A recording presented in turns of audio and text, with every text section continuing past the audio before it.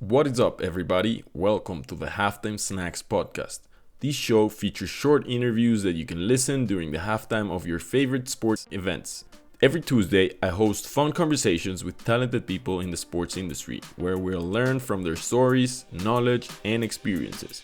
So go grab your favorite snack and come snack with us. Are you ready? Let's go!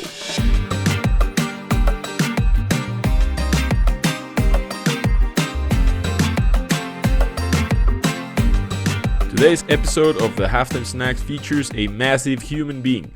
The man we'll be hosting today is a sports tech researcher with over 9 years of experience, specializing in different areas of various athletic and recreational programs. His research is focused on the use of immersive technologies in sports marketing, and he's looking to understand the role and value of AR, augmented reality, as a tool to improve the fan experience. Additionally, our guest has been a sports leadership instructor and lecture assistant for over 5 years. This guy will give us a complete lecture on sports technology, and I can't wait to learn from him. So without further ado, allow me to introduce Chad Goebert. What's up, Chad? How are you, man? I'm doing good. How are you doing? Thanks for having me. Man, I'm doing fantastic. It's a pleasure to host you. Let's kick it off with a fun icebreaker, man. Would you rather fight a horse-sized duck or 100 duck-sized horses? Oh, I mean, easily 100 duck-sized horses. Birds are the worst. People don't realize it. And if they were big enough, they'd all take us out. And so as soon as you make one big enough, it's going to take us out. So for sure, I don't need birds being any bigger than they are. They already do all kinds of stuff. They'll dive bomb you. They'll attack you, and they're way smaller than us. So think if they were that big, that'd be a problem. No, man, I agree with you 100%. It's great to have you on the show. We're going to be discussing a lot of things, specifically AR, and some of the goals of the episode is really to understand what AR is, kind of like seeing it from a very basic and understandable standpoint. We want to know how it's related to sports. Also want to learn how and why you ended up, studying AR and focusing your research on that. And really also discussing the value and adoption curve of AR technology and what it means for the future of sports. So how about we kick it off with just you trying to explain us, as if we were 5 years old, what is AR, how it works, and how is it really related to sports? Yeah, so that's always the trick. Like, what is AR? And the most people have had an interaction with AR, and they may not even know that it's AR. But the way I talk about it is it's an interactive and an immersive experience that brings, it utilizes digitally created elements. So some sort of digitally created graphic, but it brings it into the real world environment. So virtual reality, you're going to put on a headset and you're going to go into a completely digitally created world. That whole world that you're experiencing is not real. You're in a digitally created world. Whereas augmented reality, it could be experienced through a headset, but mostly we experience it through our phones or some other type of medium like that. And it's just bringing digital elements into the real world. Most people will automatically say Pokemon Go. Yeah, Pokemon Go. That's a good example. The Pokemon are the digitally created elements, but you would search in the real world for them. Honestly, if you look up augmented reality on Google right now, I think the thumbnail that they use is a picture of Pokemon Go. So no reason to reinvent the wheel. It seems like a good enough illustration. But yeah, just bringing those digital elements into the real world. How it's related to sport, I think by nature, fans of sport want to feel involved. They want to feel like they're part of what's going on. They want to feel close to the action. That's why, seats that are closer down to the field cost more than seats that are higher up and those kind of things, because it's more of an involvement, right? And so AR can work in sport by being immersive. It's supposed to be an immersive technology by nature. It means a technology that you get really involved with, almost kind of forget you're involved with it. You're so into it. And so allowing people to have experiences through AR brings them closer to the teams or the athletes or the sports they love by being immersive or by bringing those kind of elements into their real world through digitally created elements. And what inspired you to focus your research on immersive technologies in sports and particularly in augmented reality? I was an athletic director for a while, and we had a football team, and we had an issue occur in our football team where we had a 4-year starter graduate, and we had a player who was going to come in and had not had any repetitions, had not had any practice. And so one of the things we were like, how do we get them up to speed without taking 22 bodies out to the football field, because you need 11 on offense and 11 on defense and those kind of things, and without taking those kind of hits, because football's a rough game. And so how do we get that person up to speed? And I was introduced to the CEO of a company. He's no longer the CEO there. He's moved on to another company, but he was the CEO of a company called Eon Sports VR, virtual reality. And what they did is they did sports training through virtual reality. And so we had a football program where our high school linebackers and our quarterbacks could get reps in a VR program. They would just put on a VR headset in the office, and we'd be able to run them through multiple plays. They would see reads, they would see the defense, they would see the offense, they would see where they would go with things. And it was really a great experience. And we were able to get them dozens of reps in a very short amount of time that would just take a lot longer and be a lot more physically demanding if we didn't have that. And so I was really into that. And so in speaking with the CEO of Eon Sports, his name is Brendan Riley, he's like, yeah, it's really good for virtual reality, is really good for training, but I think the best thing for marketing and for product interactions is augmented reality. And I was like, oh, okay, well, I'm going to check into this. And so I checked into it. It was something I was really interested in. And then when I started my research journey, I had some great people around me who encouraged me to pursue this, even though AR in sports, there's not a ton of research that's been done. It's being used a lot, but it's not been researched a lot. And so I had some great people who encouraged me to research it. And so that's kind of how I got to AR. I still really love VR too. That's why I kind of throw it in there. Immersive technologies, that umbrella covers both of those things. So I like both of them, but my focus really is augmented reality. But that's kind of how I got where I am. And when was this? So we did the VR football thing probably 6 or 7 years ago. We actually were in Tampa, Florida, and we used the same program to train our quarterbacks that the Tampa Bay Buccaneers used to train their quarterbacks, but we used it like 3 months before they did. So we said, as a high school program, we were 3 months ahead of the NFL. And so we started that about 6 or 7 years ago. And then my research has really been the last 4 years, mostly the last 3 years in particular, my research into AR. So that's kind of where we are now. Super interesting to see how it's one technology that is very, very recent. I'd say it's one of the most recent technologies that has been taking over sports.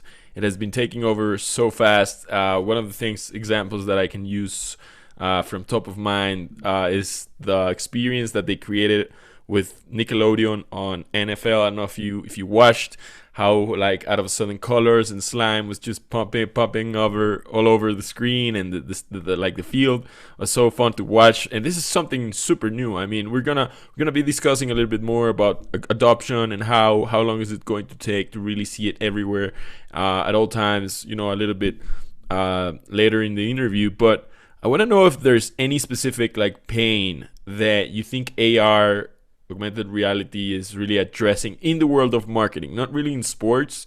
In sports, you mentioned a little bit, is like that pain of being, having the need of being involved and being, as engaged as possible. But what about in marketing? How exactly is AR addressing a pain, if there's any pain? Just wondering, in the world of marketing.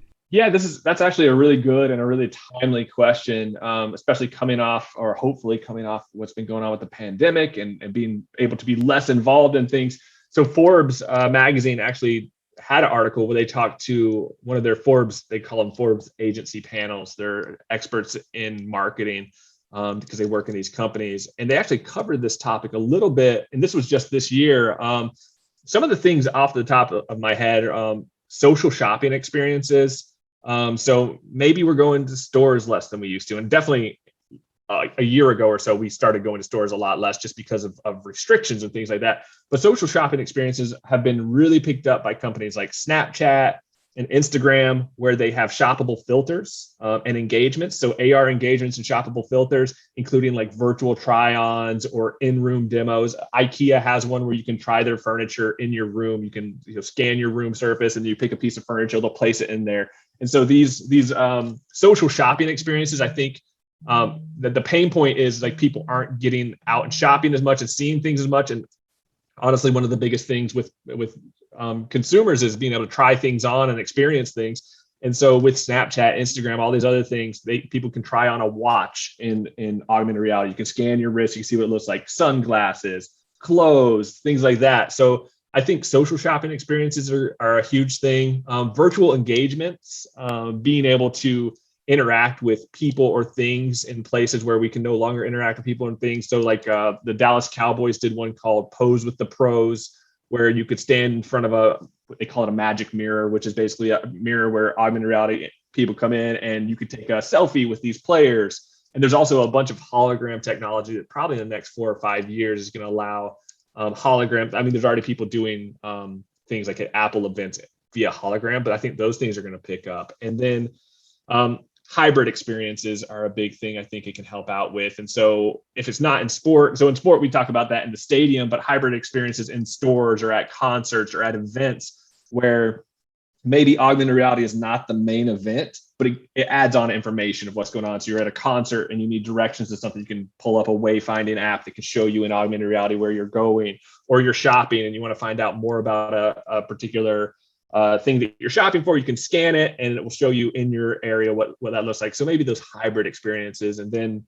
another huge one I think that'll help out is we're trying to get people into venues more and into places more, and travel is coming back. And so location-based AR can move people around points of interest. So you can actually make AR activations that are attached to a certain location, geofence to a certain location, or to a certain business. That's usually how it works. It's at a business and you have to go to that business to scan it and interact with it. And then maybe they'll give you a discount to access that business and things like that. So maybe moving people around locations. But those are the ones off the top of my head, I think, that are really going to be, especially considering where we are now, valuable for companies maybe that aren't sport focused to use. Super exciting to hear all the different opportunities and possibilities of this technology. I remember that I read on one of your academic papers, the one where you talked about fan perceptions of augmented reality in sports marketing. I remember you mentioned or you discussed in the middle of the paper how watching a sports experience, having a sports experience with like glasses wasn't really that viable eventually. I think they tried this on somewhere with only the Google glasses and like kind of like messed up or didn't really work. So do you have any take on if this is going to be something that will take over eventually in 100% in one way? Or do you think it's just going to be complementary to the experiences that we have, whether that's on stadium or, as you mentioned, with products and see how they fit on me or on my friends, et cetera, et cetera? Like, what are your thoughts about where is it going to really, really get to? Yeah, I think virtual reality as a technology is more meant to take over and be its own thing with whatever area it's in. So if it's gaming or whatever, it's meant to be its own standalone thing. I really do think the value of augmented reality is that complementary nature, is that especially in sport. So for sport, we're never going to replace that soccer match or that football game or that basketball game. That's the core product. Like that's the core product. That's what everything is revolving around in the sport industry. And so it's be no different for augmented reality, that maybe it can enhance that core product, but I don't see it ever taking the place of that core product where that people are there just for that, or people are just interacting with the AR thing. But I think it is a really valuable piece of complementary technology that can make situations better. So I think sport is really popular. Sport is really valuable as far as viewing experiences goes. And if something can just enhance that and make it better and maybe drive more people to it, I think that's the way it is. So AR probably as a complementary piece is the way to go. I want to talk about where we are standing in terms of the technology. Is technology already here, and can we do most of what you've researched and found out? Can we do it already with the things that we have already? I remember this was also an important element in your research, how the introduction of the smartphone and really billions of people having iPhones on their pockets really made a difference, because that's how you can really bring the experience to the user. So I want to know, in terms of like the technology, if you think we're there.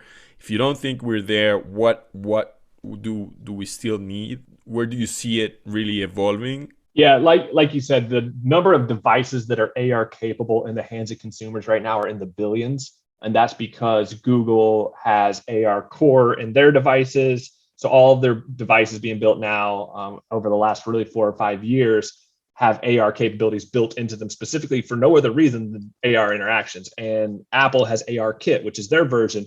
And the same thing, the last 4 or 5 years, every phone or tablet they build has these things. So whether you know it or not, most likely if you're listening to this now, you have an AR capable device in your pocket or very near you. And so the opportunity is there. I think as companies get smarter about how they want to use it, how they want to implement it, I think that's when we'll start to see a real explosion in it. The Gartner hype cycle, which is a technological hype cycle for when technology should be adopted. A couple of years ago, they had AR on there and thought it was 5 to 10 years away from mass adoption. But since the pandemic happened, they actually took it off the hype cycle, meaning that it's pretty much here. Like the technology is here to use. So that's always a good thing when you get off the Gartner hype cycle because it's an adoptable technology. So that's good. That's where we are. I think what you mentioned earlier with the NFL broadcast where they did the playoff game on Nickelodeon with AR broadcast, that's something I'm really into researching right now is broadcast AR. And that's a thing, like you mentioned, is happening now, and it's happening for specific purposes. The NFL was using it to get a younger audience by broadcasting on Nickelodeon. It was one of their most viewed programs of the entire year, and it brought in a whole different demographic you normally wouldn't see watching an NFL playoff game. It didn't take away from the main game they had. And then there's another company called Second Spectrum that was recently acquired by Genius Sports, and Second Spectrum they have a contract with the NBA, but they also have contracts with European football to add AR graphics, broadcast AR graphics to games. They use artificial intelligence to like give different broadcast modes. And so that's something I'm really into researching right now. So the technology is mostly here, but what about the learning curve of people learning how to use it in terms of adapting themselves to the technology? Where do you think we're standing in terms of that? Yeah. So I think the learning curve, I think it is going to be like similar to other technologies, whereas it's almost going to be generational. There are some people that have no use for it, which is fine, which is normal. Like that broadcast with the Nickelodeon stuff with slime shooting everywhere. I guarantee you, some people looked at that and like, this is stupid. I don't want this, and they turned to a different channel, which is great. It's great to have options. It's great to be able to say no, I don't want that, and to turn. And so, but I think the younger generations, probably the youngest 2 generations we have right now, are actually intuitively interacting with AR, not even know it would be a face filters through Snapchat or Instagram or TikTok or anything like that. My youngest daughter chats with me on a phone, and she automatically like could activate and use the face filters. Like I never taught her how to do that. It's just intuitive, it's built in. And I think as those things happen, and as they're more intuitive and built into what we do, I think one of the things that will help with that too is that most AR experiences don't require third-party apps anymore. They can be built into apps. So if you're a fan of the New York Yankees, you could actually have it in the Yankees app as opposed to going outside of the Yankees app to have AR stuff. And that builds trust because you're like, I'm a fan of the Yankees. They wouldn't build an app that would give me a virus on my phone or be worthless. I'm already going to have it on there. And maybe I'll mess around with some of the AR stuff they have just while I'm there. So I think as those things are built into those kind of apps too, it helps with the adoption. So I think we're getting there. A few years here or there, give or take, just depending on what uses come out. I want to now have a fire chat with you in terms of, dropping here some predictions and kind of opportunities of immersive technologies, both outside sports, in non-professional sports, and meaning like amateur sports and other types of sports, because I feel like we've been really putting most of the attention of American sports, which is great because probably they're going to be the early adopters. But what about other types of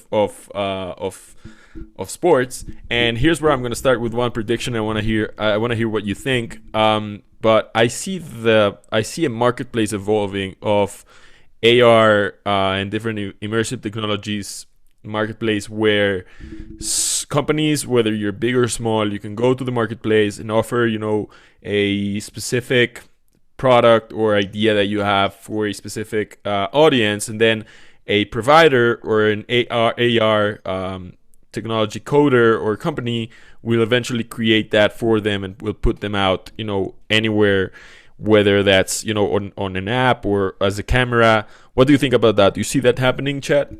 Yeah, I think development of these things has been streamlined incredibly. It used to be it was painstaking in the development. It took someone with very specific skills. I'm going to have a class that I teach in the spring where they're going to make their own AR interaction, and they're going to make it through a program called Spark AR Studio that is free and is pretty intuitive and easy to learn. So people can get those things and can have the access to those things.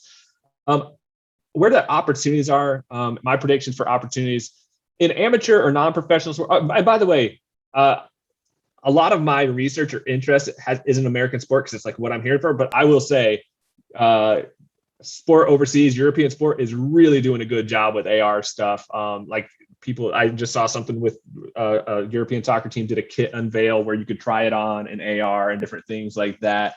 And so definitely my lens is through the American landscape because I'm here. But there's a lot going on, I think, and there's some great things technologically going on, especially in Europe, and they're really leading the way with a lot of that stuff. But I think outside of professional sport, one of the big things for amateur sport, even youth sport, would be AR for training. There are multiple apps that you can use AR for on the field training. There's one for soccer. The name slips my mind, but there's a soccer training app where you can train with AR, and it's about getting touches, and it'll track how many touches you get like that. And then there's a basketball one called Home Court AI that will track your shooting percentages, will track your shooting arc, will track your dribbling, will track all kinds of things. You can compete with other people across the world. So they're for sport training, for amateur sport, definitely. Like I said, one of my daughters uses the basketball one to improve her basketball skills. And then immersion and games. But for outside of sport opportunities, I really think one of the things we're going to see, if I had to make a prediction, is heads-up displays within cars. Almost picture Iron Man with his visor display of all the things going on. But heads-up displays are already happening. Audi and Volkswagen offer optional heads-up displays that pop up AR graphics. Panasonic has a heads-up display with AR graphics, so it's in your field of vision while you're driving. That they plan to roll out in 2024, and it's going to be in a lot of cars. And we've already seen it being used. Motorcycle helmets. There's several motorcycle helmets that have a camera in the back, and it gives you a little square in your field of vision so you can see your rear view, so you can see who's behind you, but it also gives you some data of how fast you're going in the heads-up display. And then there's ski goggles and swimming goggles that track your speed and your altitude for the ski goggles, and the swimming goggles track your lap and your split times and things like that. And it gives you a little heads-up display in your field of vision. So I think those things are already happening and are definitely coming. And then you have Snap, Amazon, and Apple, who are really competing in the AR glasses category pretty heavily right now. Apple will probably be the best when it comes out. They tend to do that with products. They tend to do a lot of work on those, put a lot of money into those things. It's been delayed a few times. So 2023 is probably best case scenario for the Apple glasses.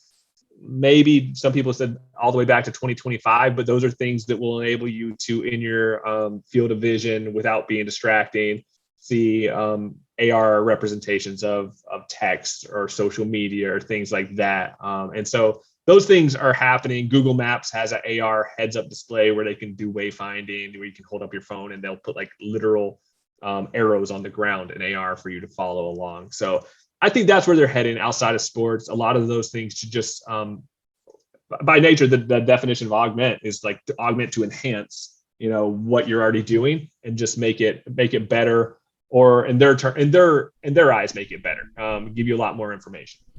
Do you think this is a winner takes all or most market? Do you think one company will be eventually, dominating the AR and immersive, experiences?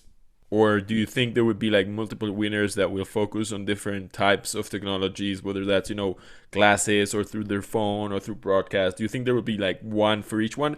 Or they like, because what I'm thinking about is one could be really the provider that creates those experiences for those companies, right? Because I don't see like I remember Lululemon created this virtual glass on some of their stores. I don't remember. I think it was like China. Don't really remember where. But so where you were in the store and you just looked at the glass and you see the leggings, on you.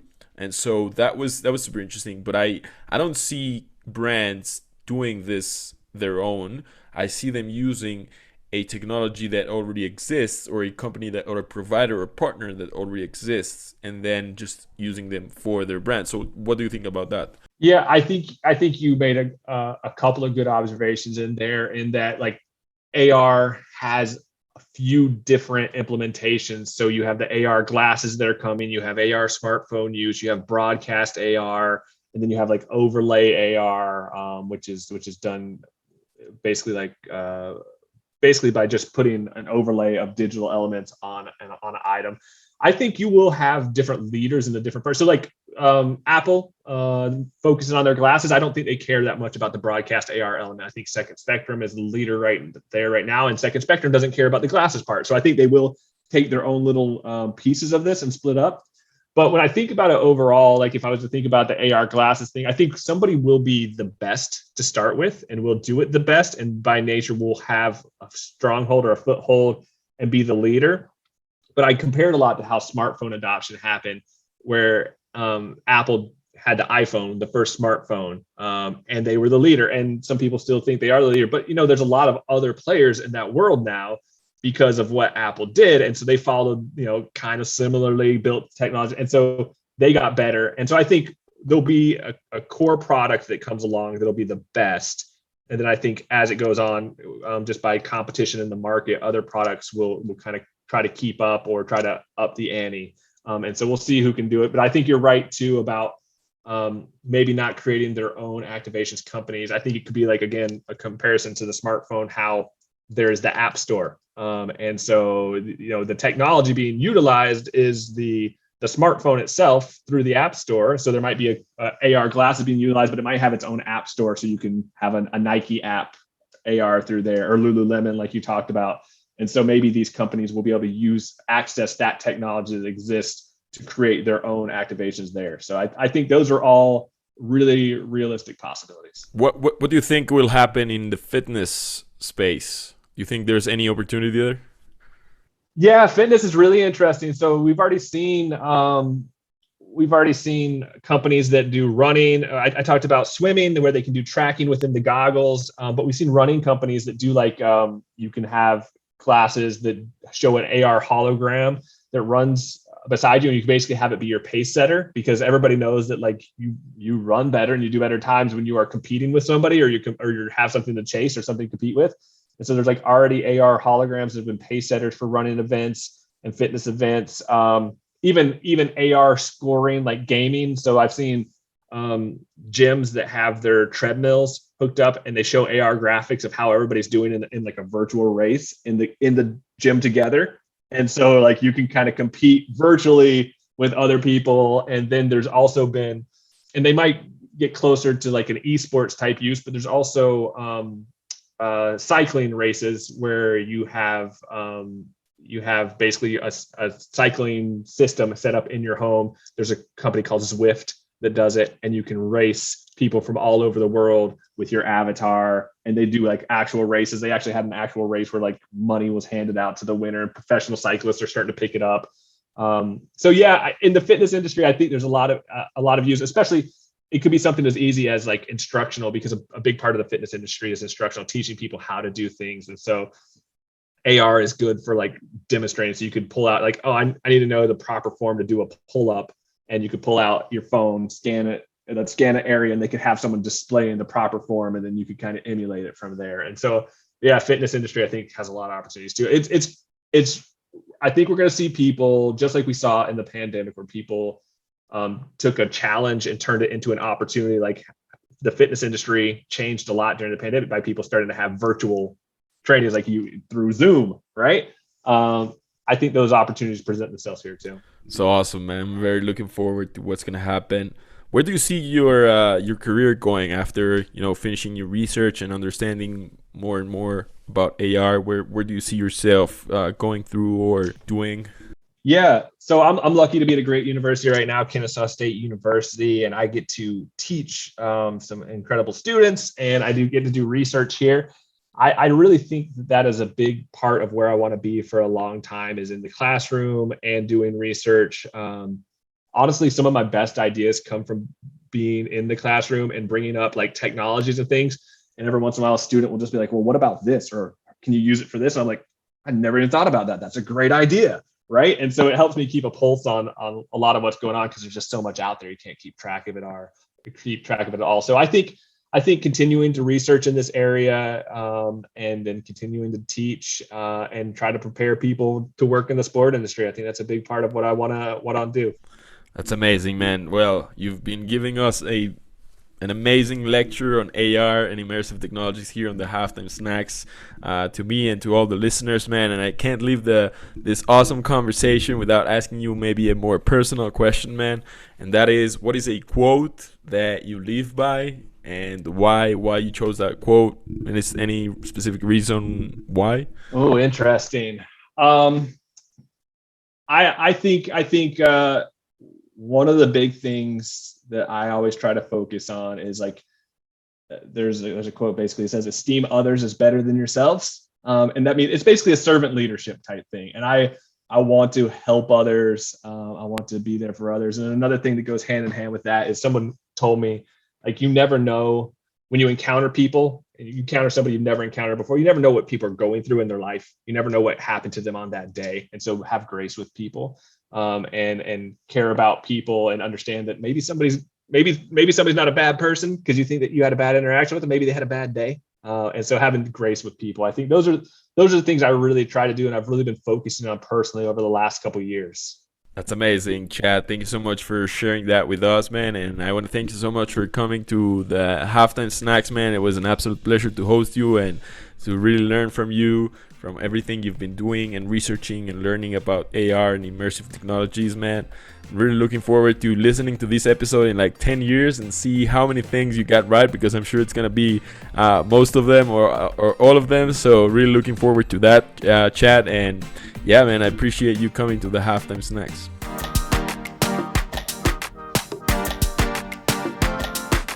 Thank you very much for tuning in. If you enjoyed this episode, hit the subscribe button and leave a review on Apple Podcasts.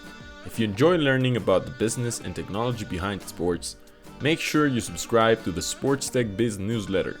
I'll leave the link in the show notes. See you all next week. Bye-bye.